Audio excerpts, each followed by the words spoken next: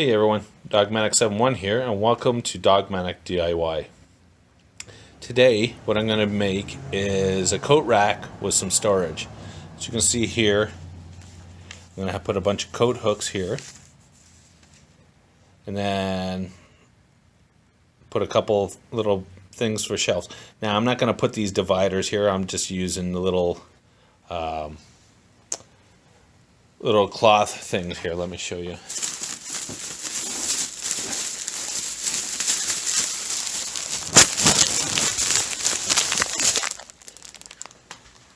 I'm going to do stuff like that. I'm going to put some in here instead, and that way I don't really need these dividers.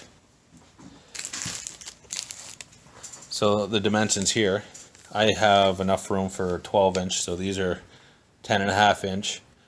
So that'll give me enough room that they'll slide in nice and easy, all four of them.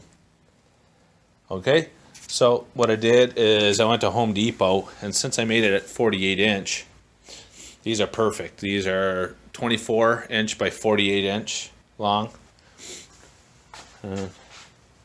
About a half-inch, and then I grabbed for the back, I just grabbed some like 1/4-inch to tack it on the back. So this will save me from lots of cuts. And I got a nice surface on this one so I can stain it nicely. And then I bought hooks for there, and I spaced them 6 inches apart. So, sorry, I'm just doing all this with one hand. So I grabbed a hook. I don't know if you can see that sideways. For each one, 6 inches apart, so you can put like a jacket and stuff. And then I'm gonna kind of curve away the side here. It's kind of a little more decorative, so it doesn't. These corners don't stick out either, and people bump those corners or whatever. All right, so I'm gonna do a couple cuts with these wood since this is only 10 inches wide. So we'll do a couple of these cuts, and then I'll come right back. As you can see, you got the top piece cut here. I got the two sides cut, and then I got the middle shelf or the bottom shelf of the piece cut. So what I'll do is drill the pilot, kind of like pilot holes for the screws in the top, and I'll have to do that for the sides for this shelf. I might put a little piece of a 1x1 here just to hold that shelf in at each side, give a little more stability. And I'm just not sure, maybe I might do a middle shelf here in the middle to give a little bit more stability in the middle instead of putting one in each one. Might just do that. I do have this one little piece here, so I'll have room to do that. Alright, so I'm going to screw them together and I'll show you what it looks like next. Okay, so my phone died, so I apologize that I didn't give it a little more step by step, but I'm going to show you how I did it. Okay, so here's the one side panel here, and then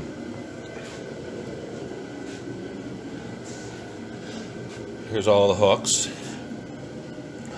So, and there's the other side panel. So here's the top. So the top's ended up being 48 inches, and then what I did is I took the thickness of each side panel and subtracted it from this shelf. As you can see, this one's on the inside. And then what I did is I put a little kind of almost like a brace to give it a little more stability. So I screwed this in from the side here, and then this shelf in, as you can see, through the top.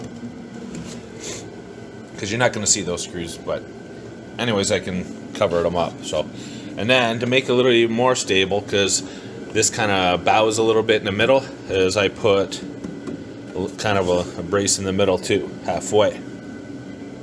And then same with the other end here, I kind of screwed this in from here and through the top. And then what I did is I got the middle of this, because I got 7 hooks here. And so I went to the middle of the board, and then I do 6 inches on each side, 6 inches on center for all of them. I come to a little under 6 inches here, because if you go to the outside, it'll be about 6 inches. So 7 of them at 6 inches off center from one to the other equals your 48 inches. So then I have, as you can see the thickness there, like the 1/4 inch backing here. I put it in the back. One thing about this here is because of the screws, if I couldn't put it just on that little 1/4 inch backing, so I ended up getting a piece of this that was left over. I was cut. It's about 5 inches, and I put it, screwed it in through here, and I also nailed it to the backing, because the backing is all, lift it up, is, oh sorry, let me get over here, is all nailed. You can see the nails here. So I got an air nailer. So this is all tacked to the back, right? And then that's pretty much it. It actually didn't take long at all. Like, I ended up having one of these side pieces, when I was screwing the top in, it was splitting. I don't know why. So what I ended up doing, I had to cut another piece, and I just pre-drilled the hole into the side panel a little bit more. And then I have these. So what I'm going to do is, I'll show you kind of what it looks like. I still have to stain it.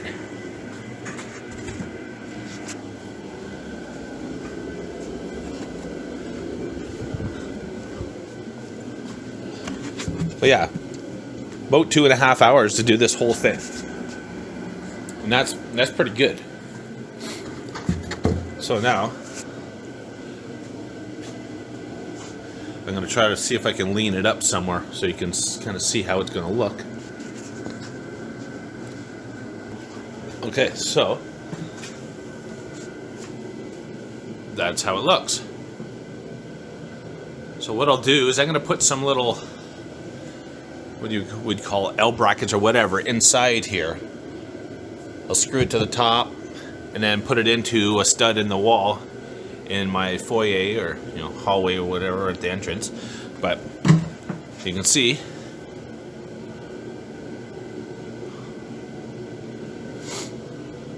I think it turned out pretty good for a couple hours worth of work. So I hope you enjoyed this video. If you have any questions, leave it in the comment section below. Hit that like and subscribe button. Hit that bell to be notified when I post another video. We'll talk to you later.